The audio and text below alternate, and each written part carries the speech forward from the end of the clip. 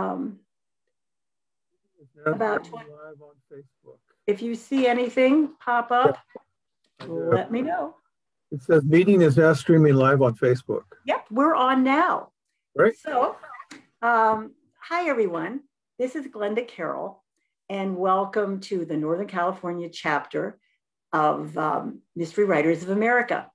You are watching Facebook Saturday Live, and this is where authors present short, focused talks on the craft of crime.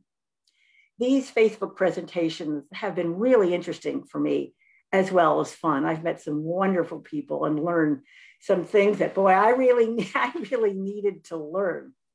In case you've missed any of our past Facebook Live videos, on this page that you're watching now, on this Facebook page, if you scroll down, there's a tab that says videos. You can click on it and you can see all of the videos that we've done in the past. And if you notice the views on them, I think you can see them. There are, sometimes 300 to 500 people that watch these. So they really get a good audience. So let's see. Today we have with us Michael Nava, who's going to talk about point of view. And as we were just discussing, I write in first person and I can't figure out how to go to first to third. So hopefully he will cover some of that. If not, I'm going to ask some questions. And if you have any questions, just drop them in the chat. And then after, once he's done, we will answer all your questions. So that's it for me. So Michael, you are on. Thank you, Glenda. It's great to be here. So I'm going to start by putting up my bullet points. And okay, there they are. So this is what I'm going to be covering today, and I hope to get through it fairly quickly because I think it'll be more. I really want to be interactive and respond to any questions or observations that you have to make about point of view. So, and I actually wrote a script. So if my eyes go there, that's why I'm doing it. I don't want to waste anyone's time by trying to extemporize. So I wrote down what I wanted to say about this. So point of view is the perspective or the narrative voice from which a story is told. And the significance of point of view is that it determines how much the reader knows at any given moment in the story.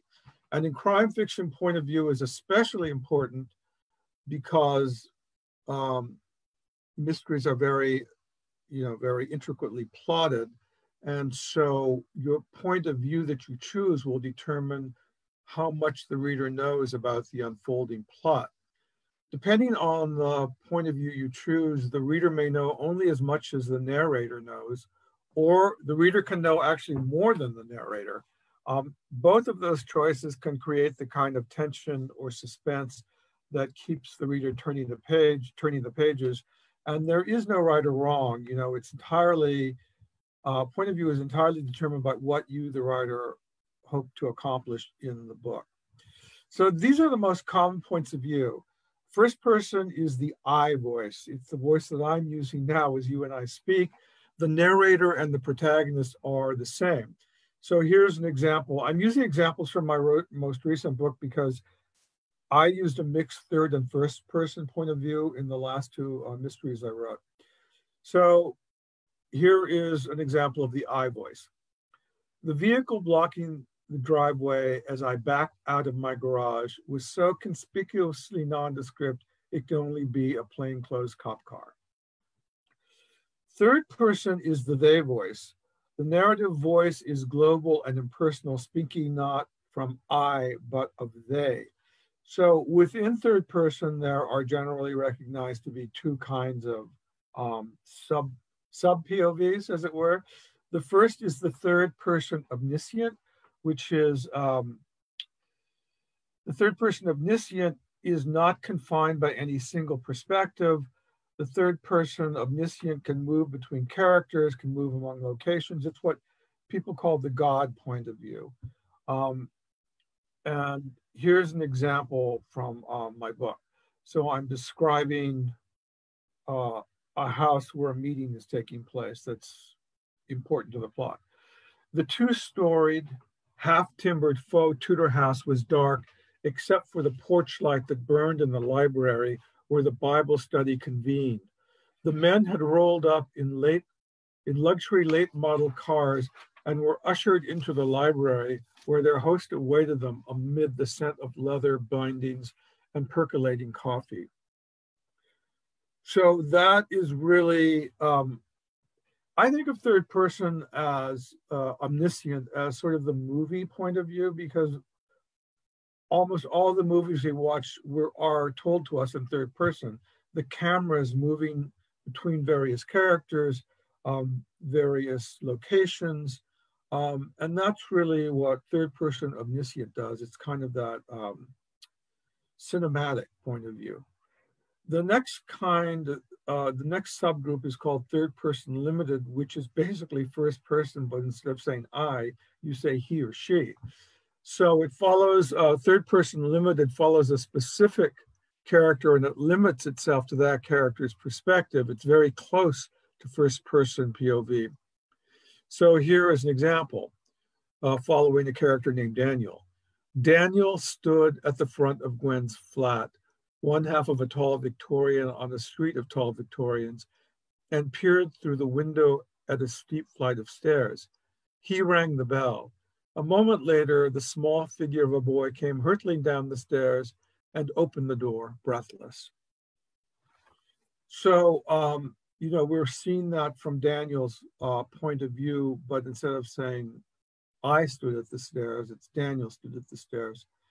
And there are reasons why you might want to use third person limited rather than first person. We can talk about those if you remind me about it. Then there's another kind of point of view, which I call the mixed point of view.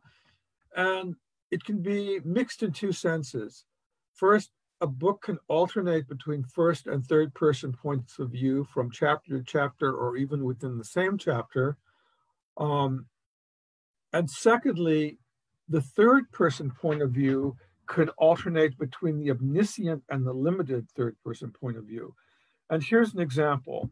Here's a paragraph at the beginning of the book, beginning of the last book I wrote. The boy's eyelids fluttered like butterflies' wings, as if restlessly scanning the dreamscape into which sleep had transported him. Daniel thought people were wrong to describe death as sleeping. Sleeping was the activity of the living, filled like Wyatt's with fidgets, groans, and sighs, frowns, and smiles. The first sentence of that paragraph is third person omniscient. We are looking at a patient in a hospital, and I'm describing what's going on with him. The next sentence that begins, Daniel thought, moves from that omniscient into Daniel's limited point of view. And I think there's a lot of freedom in being able to move between those two points of view within the third person. Okay, there's also a second person point of view, which is the you. And the book begins, you do this, you do that. It's very rare. I think I've actually read some short story mysteries in which it's been used very effectively. The stories will be you compile. It might start. You start a list of possible hiding places. You know, you search Craigslist for a cheap weapon, and in those cases, the you is actually the narrator talking to himself or herself, and I think that's really it's at the end, it's revealed that the you is in fact a first person narrator referring to himself in the second person.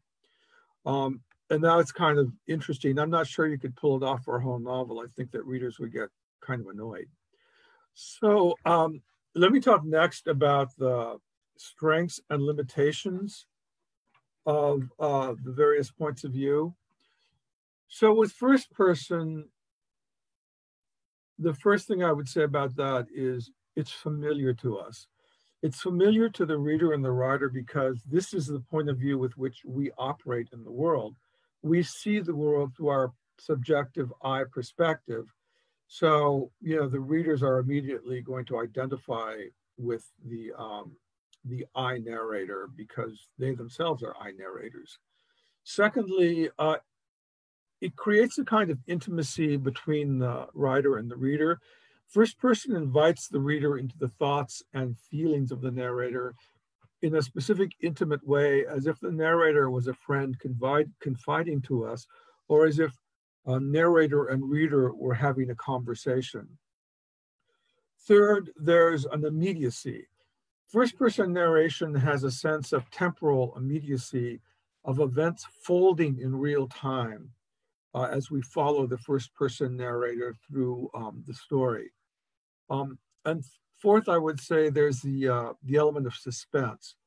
In crime fiction, because the reader knows, sees, hears, experiences only what the first-person narrator knows, sees, hears, and experiences, first-person narration is a way of building suspense, and it's a great mechanism for advancing the plot. I mean, we've all read those books where the first-person narrator is standing at the door and about to open it, not knowing what's inside. The reader stands in the shoes of that first-person narrator in terms of, you know, the suspensefulness of the event about to be described. So limitations of the first person. Well, the limitation is probably obvious. You know, the main limitation is that, of course, if we use for a first-person narrator, that narrator cannot know anything outside of himself or herself. We are in that person's mind. So the narrator cannot know anything about other people except what they tell the narrator or what the narrator can somehow discover. So the narrator cannot know what's going on in the next room, have a sense experience of events at which the narrator is not contemporaneously present, and certainly cannot know the thoughts in another character's heads.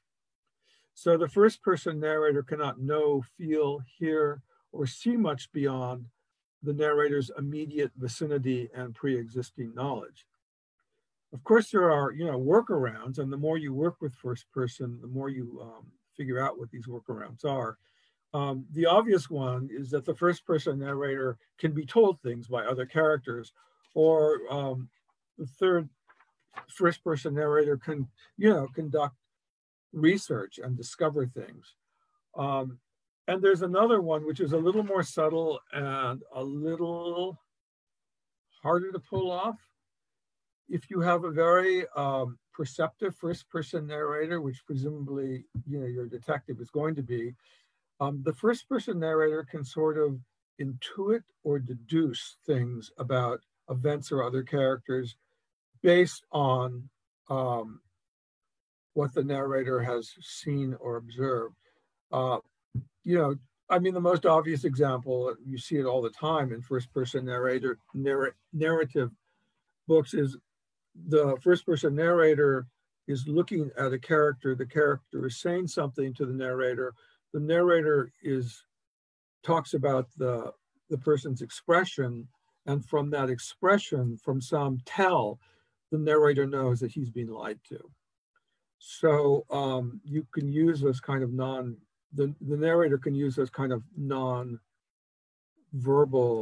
ticks or tells to intuit what might be going on in the mind of another character that he might not otherwise know. And that can be quite effective. So third person, so the strengths of third person point of view, I would say the first one is flexibility, obviously, because your third person narrator can roam freely into the thoughts and experiences of any character, into the past or present, and back and forth between different physical locations. Now that applies really to first person omniscient. If you're working in third person limited, then you're going to encounter some of the same limitations as a first person, because the third person limited POV is essentially a first person. So you can't really, using third person limited, you can't really know, for example, what's going on in the mind of another character, unless you use one of the workarounds I talked about. But even in third person limited POV, it's actually more flexible than first person, because In a third person POV, you can say things about your characters that the characters would not necessarily be able to say about themselves in first person. Um, and if, let's see, okay, here's an example from the book I'm describing. Again, I'm in Daniel's point of view. I'm in his limited point of view. So if Daniel panhandled tourists, he wasn't begging. He was giving them an opportunity to support a free life. If he dropped acid, it wasn't to escape his grubby circumstances, but to expand his consciousness. If he grabbed food from the supermarket without paying for it, he wasn't stealing it, he was liberating it. So I, in third person, even in a third person limited perspective, can tell you things about Daniel that in first person might sound awkward or that you might not be able to express at all. So the second strength I would say about third person is the expansiveness. In addition to the flexibility, third person narration is cinematic in that you could alternate with close-ups and with medium and long shots. You could alternate with sweeping descriptions, with intimate details. So again, it really is it's the movie point of view, and it has all of the expansiveness of a movie. If you think of, my partner and I recently watched Lawrence of Arabia, and in one scene you have this vast scene of an army, descending through sand dunes, and then in the next scene you have a close-up of Peter O'Toole's face and what's going on in his face, and that's really that's the expansiveness and the power of third-person omniscience, that you can do that. You can do in prose what filmmakers can do with the camera. And the last thing I would say, the last strength I would point out would be complexity.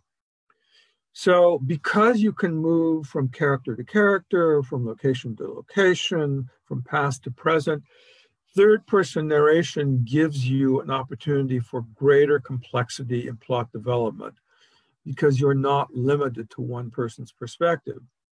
For example, you could alternate in the same chapter between being in the mind of the murderer and the detective who's trying to figure out who the murderer is. You can, and this is really a fun and interesting strength of third person omniscient.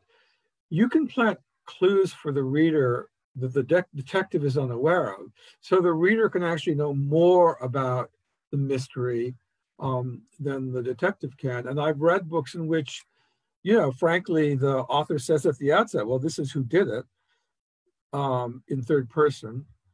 And the puzzle is watching the detective figure that out. And you can also mislead the detective in a way that the reader knows the detective is being misled, but the detective may not necessarily know.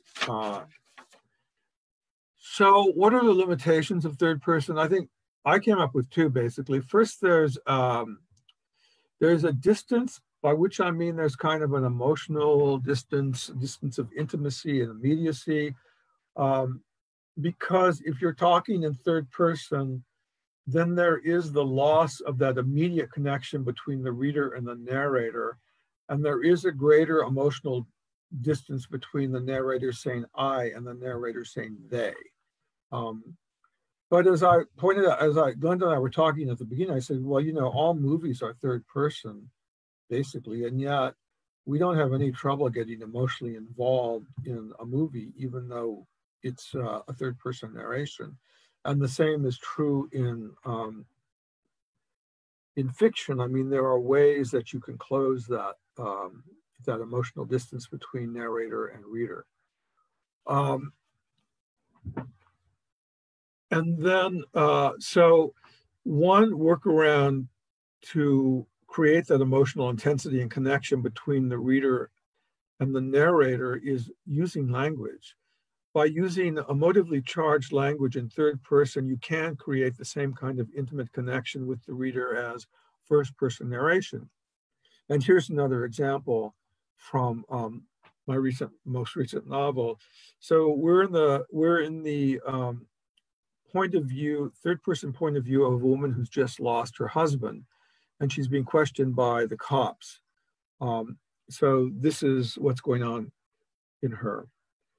She felt the collective disapproval of the men around her table at her tone. What did they want from her? Tears, hysteria? Her husband had been blown to bits.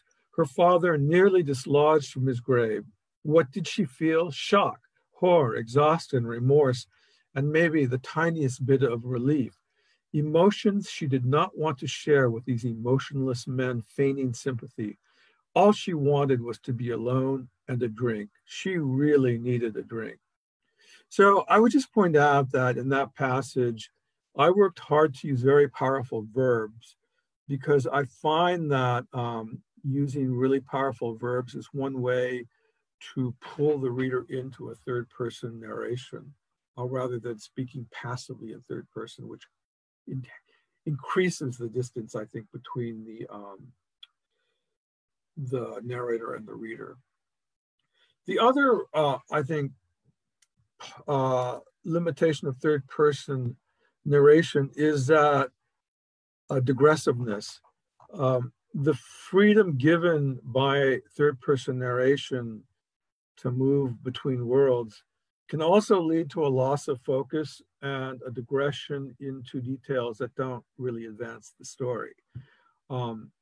So the reader really has to be, the writer really has to be mindful of whether they're being digressive. So mixed point of view, again, mixed point of view is of two kinds. It's alternating between first and third point of view. Also alternating in third person point of view between omniscient and unlimited. So I think actually my last two books have used mixed point of view, and I think it's been really liberating for me as a writer because it gives me all the advantages of both types of POVs. And also it allows the writer to create some subtle effects, especially in writing mysteries. For example, and I've used this particular technique, I have described an event or a person I have described an event or a character in third person. And then I have had that character remember that event in first person. And I've had some differences between the way the first person character remembers the event and the way that I described it in third person. And I did that deliberately because it served as, because what that did was the detective to whom the first person narrator was speaking was not getting an accurate picture of what the event was. And the reader knows that because the reader read the event in third person. So the reader knows that the first person narrator is leaving some things out or forgetting some things. That is a very subtle technique, I think, in which you can sort of lay clues for the reader in advancing the plot. So what are the limitations? Well, the obvious one is, narrative confusion. If you switch back and forth, and if it's not well thought out, the reader will just think, well, who the hell is talking? So the workaround is to, clearly indicate that you're transitioning from one point of view, from a first person point of view, for example, to a third person point of view. You can do that, with things as easily as, space breaks on a page. I don't know. I think it's great, actually, this mixed point of view, because you can do all sorts of things with it. I mean, in the same paragraph, you can have you could have two points of view going on, but you really do have to be careful to indicate to the reader that you are now switching points of view. Otherwise, it really can become confusing. So that's all I've got. And I'm happy to take any questions. I'm really also interested in your own experience with point of view. So we've got about 35 minutes. Okay. Actually, we do have a question. This is from Margaret Liang. She said, Michael, what do you recommend for the point of view in book 2 in a series? She said, I'm sticking with first person, but what I wonder about is how much my narrator should explain about what she went through in book 1. Just a quick review of, quote, this bothered me because, end quote, and quote, I met him when, end quote. A sentence or two and a footnote, see book 1. I try to think of Daisy, the narrator, just naturally explaining to new neighbors and other characters that, yes, that was me, about the events of book 1. Am I on a useful track? Well, yes. And I think actually that's not so much a point of view issue as it is an issue of to what extent in a series do you need to provide sufficient information for the reader coming in to the second or third or eighth book and connect the reader to what happened in previous books. And I've got at this point 8 books in the series, and I'm of the school that less is more. So I only disclose in the subsequent books what's relevant to the story, what seems relevant to the story. And that really is totally a judgment call.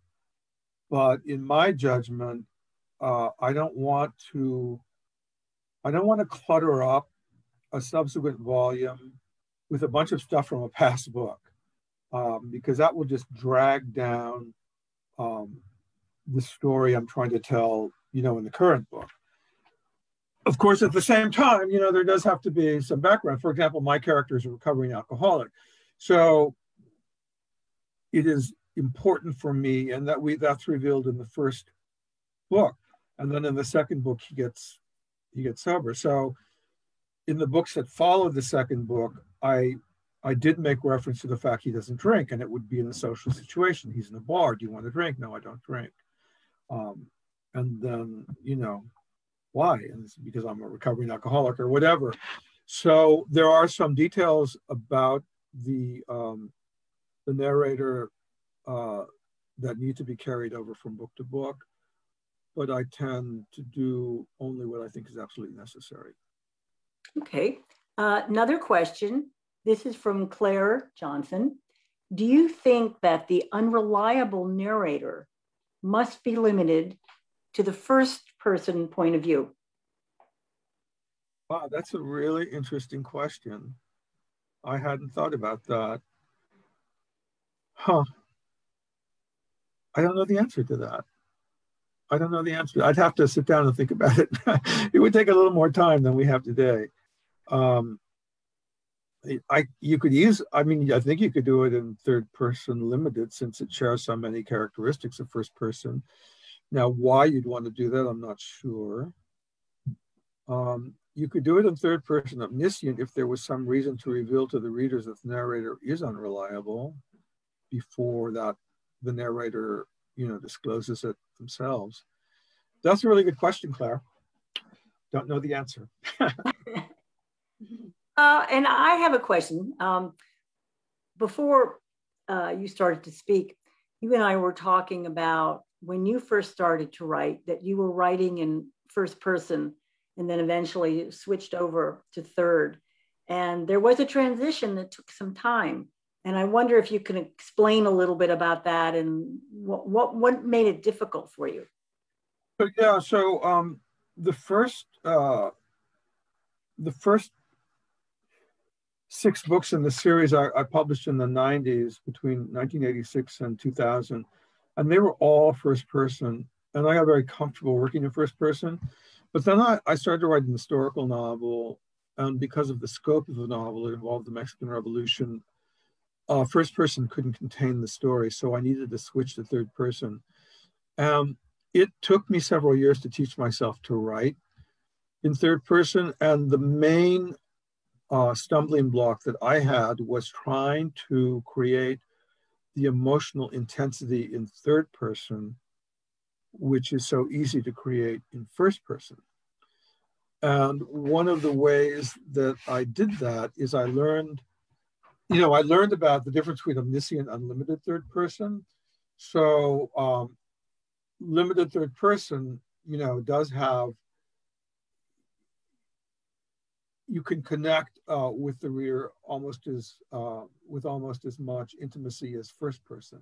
So I learned the difference between omniscient and limited, and I saw that, okay, well, with limited, I can create some of the same effects that I did with first person. And the other thing was language. And I said earlier, I discovered by using very powerful verbs and adjectives that I could create an emotional connection with the reader. And this is the book. It's called The City of Palaces, which took me 15 years to write. So here's just a sentence. A woman has given birth in a prison, and she's giving birth in a prison. So the veiled woman knelt beside the woman who's giving birth and murmured a stream of comforting words. In a moment, the woman's body relaxed a little, and Sarmiento continued to probe her. With exquisite care, he moved the child so that its head faced downward. So, veiled woman, which is mysterious, knelt, murmured, relaxed, probed.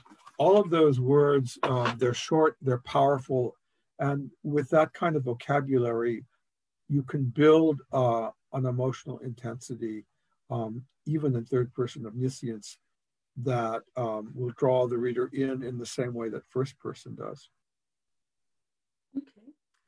Okay, I don't see any other questions. If you've got some, you can put them in the chat. I'll just wait another minute or two. Just out of curiosity, are you working on anything right now? I'm actually writing the sequel to this historical novel, The City of Palaces, and I've been working on that off and on for the last 5 years. And once again, one of the challenges is point of view, and it is in third person point of view. And it's the same challenge, which is how to maintain the emotional connection between the narrator and the reader when you're not speaking to them directly as I. So yeah, it's work. Okay. Another question from Claire. She said, this isn't true necessarily in crime fiction, but there is a decided bias against first person point of view. Do you think that's because so much of the hard-boiled detective fiction was in first person point of view? Well, I don't know what they're teaching in the MFA programs. I'm sure that has something to do with it. And possibly what they're teaching people is first person point of view is so limited because, the first person narrator can only know what he or she knows, that they're encouraging people to use third person because of its expansiveness.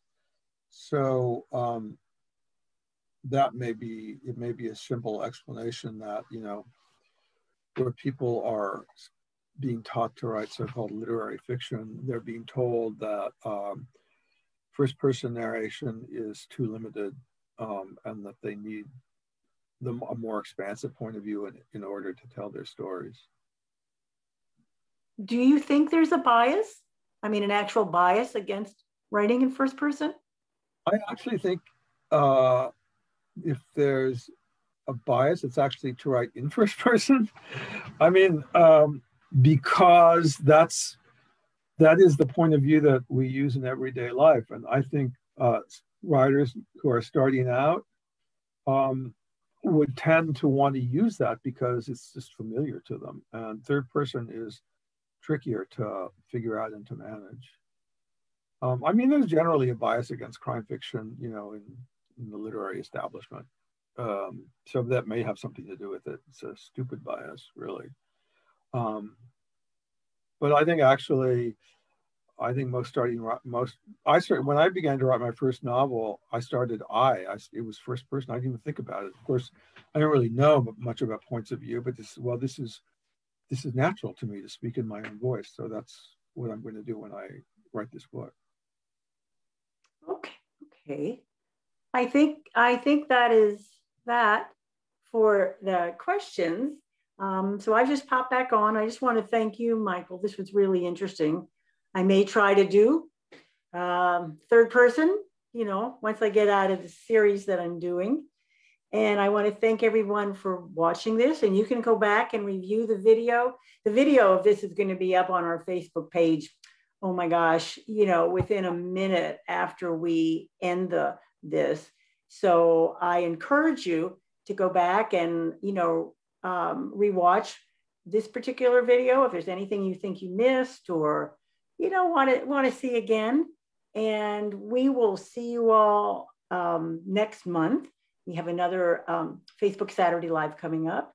And Michael, thank you so much. And with that, I will end our call. Yep. Bye, everybody. Bye.